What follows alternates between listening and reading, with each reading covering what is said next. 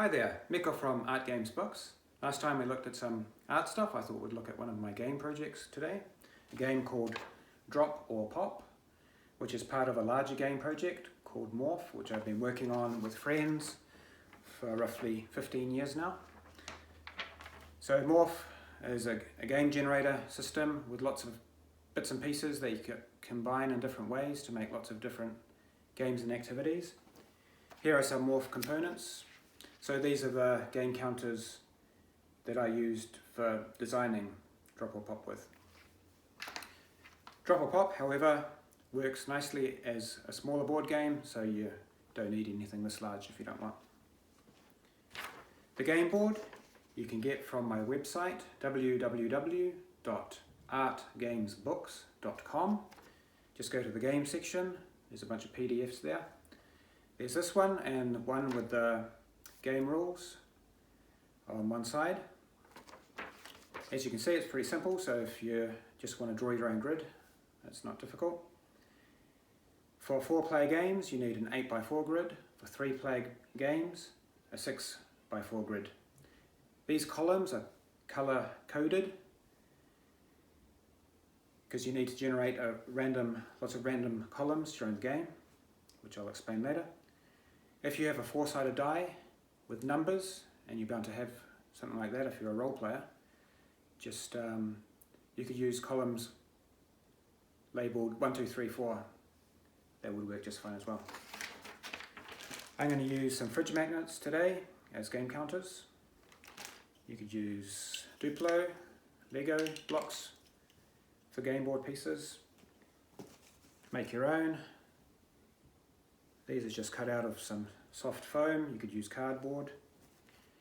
FYI, I'm going to put out lots more games on my website and YouTube. Some of them will be memory games. So if you have game counters that are uniform on one side, they will be good for games like that. For generating a random column during the game, I generally use a spinner. So this is a Morph spinner, works like this. Basically a cross between a spinning top and a die. It's come up red. It's basically just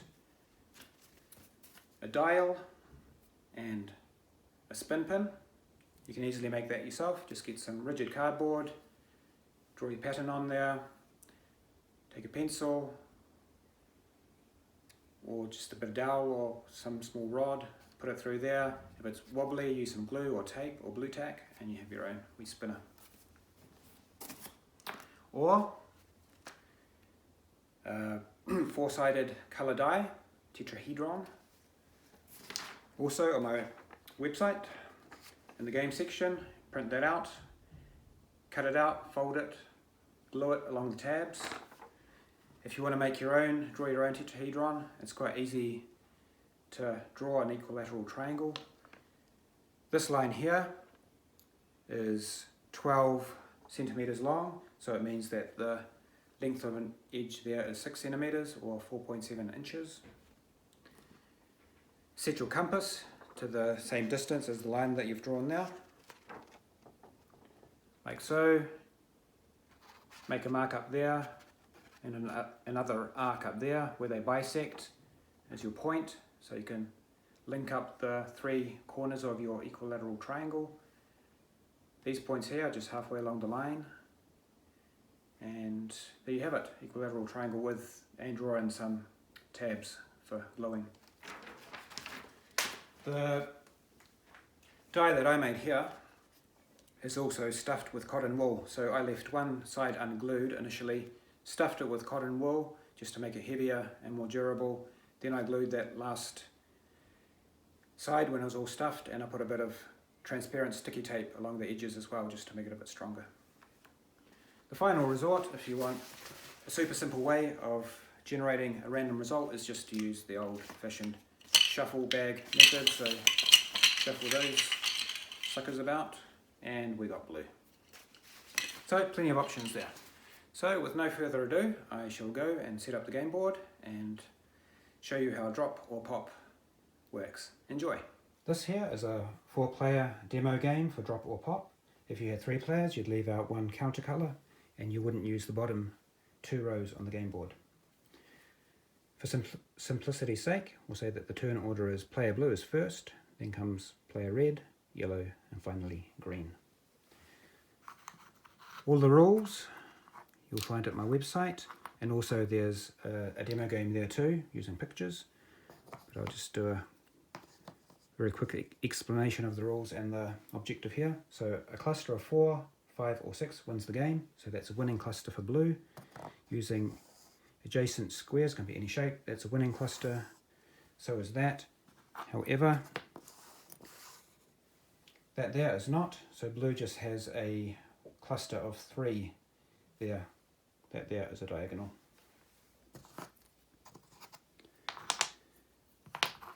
Some games can be very short, some games go on and on a bit. There's lots of twists and turns and surprises, and sometimes players just come out of nowhere. The game board changes very dynamically. When it's your turn, you can either drop, pop or ignore. Those 3 things. So either drop a counter, it falls to the bottom. If it's a 3-player game, here's the bottom here. If there are other counters there, you fall on top of existing counters. You start the turn by rolling the die or whatever random method you're using for choosing the column. So let's just say that I rolled the die and it came up blue, column blue. Let's say it's yellow's turn. So yellow can either drop their counter there, so drop, or pop. You can pop anyone's counter, including your own. So let's say that yellow pop blue off the board. That counter and any counters above it fall down 1 square. That blue counter is not lost from the game. It can be played again, but it's off the board for now.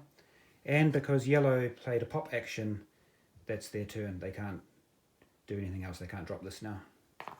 So like the name suggests, drop or pop. Let us begin. Blue first.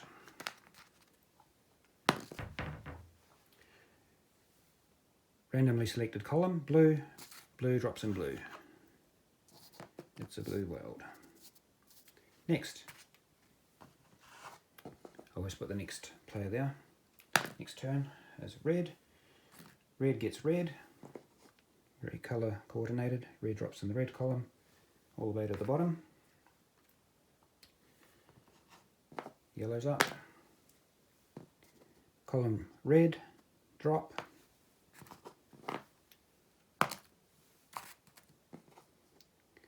Green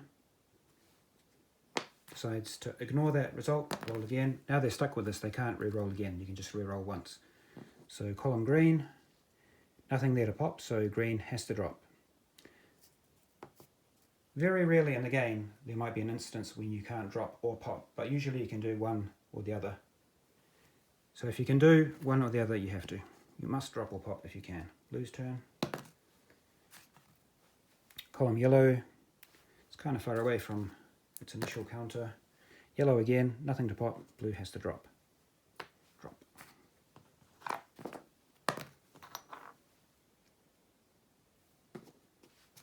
Ignore, re-roll.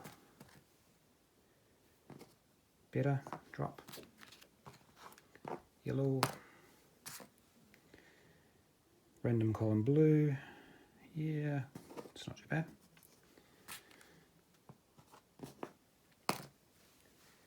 Green. That's miles away from its other counter, so re-roll. Oh, things didn't get better. Green decides to drop anyway. Blue's turn. Drop. Red. Drop.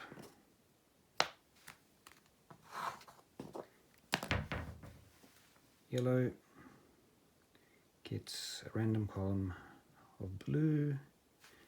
Ignore, re-roll. Blue again. Drop. Green.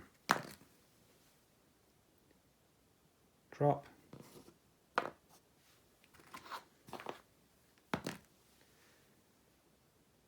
Blue gets column green. Yep, that's okay. Drop. Red's turn. Ignore, re-roll. Drop or pop. Drop. Yellow. Yellow and yellow. Yep, that's good material for a cluster. Drop. And also, that's a good blocking move because blue was one move away from winning the game if blue had gotten their counter there. So good job, yellow. Green's turn. Green. Try again, ignore, roll again. Yep, maybe. Alright, drop. Everyone's running low on counters, so if all your counters are on the board, you need a pop action before you can do more dropping. Column red for blue. No. Try again. Ignore. Try again. This counter here is pretty much trapped, so blue pops that. Has half its counters back in the game, which is good. Everything moves down a square. Gravity happens. Oh, yellow is now one square away from winning, if no one else goes there. And it is now red's turn. Column blue for red. Try again. Again, blue.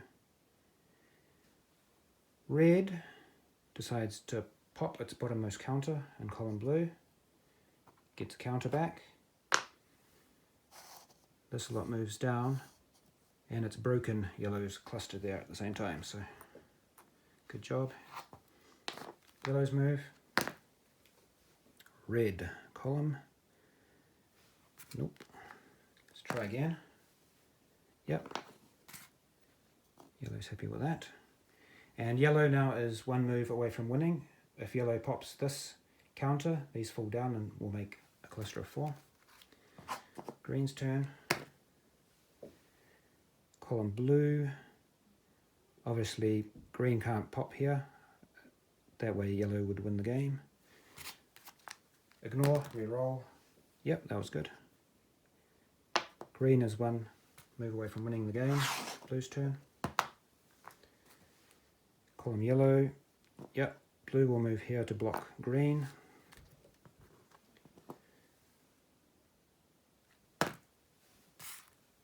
Column green. No. Column red. Yes. Drop. There. Yellow's last counter.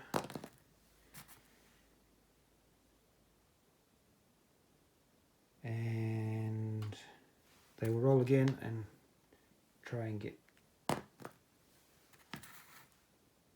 better result for popping. Nope.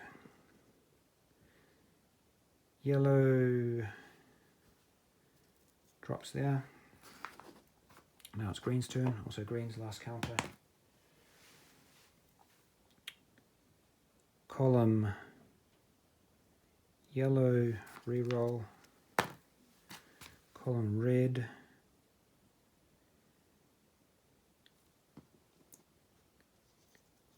Green goes there. I'll put it there just for purposes of explaining this game better. So this is kind of, you can't fit anything else in here. So it's blue's turn again. So if you were forced to do something to column red, it would have to be a pop action. You can't drop there at the moment, it's all full up. Blue, column yellow.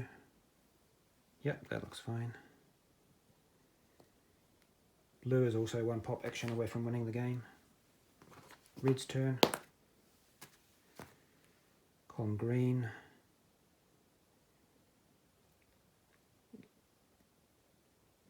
Actually, red pops green because that kind of interferes with blue's cluster there. A defensive move there, so that was red's action. Yellow's turn. Yellow has all its counters on the board, so blue and yellow takes the game. So pop, remove that and everything falls down one, and there you have it. Yellow has a cluster of 4. Let's check the other players. Nobody else has a winning cluster. No. So good job, yellow. Well, I hope you enjoyed that. I play this game heaps with my family. We have lots of fun with this. So spread the good word. If you like this game, tell your friends about it. And it's all free, just pick it up at my website. And yeah, have fun. And until next time, see you later.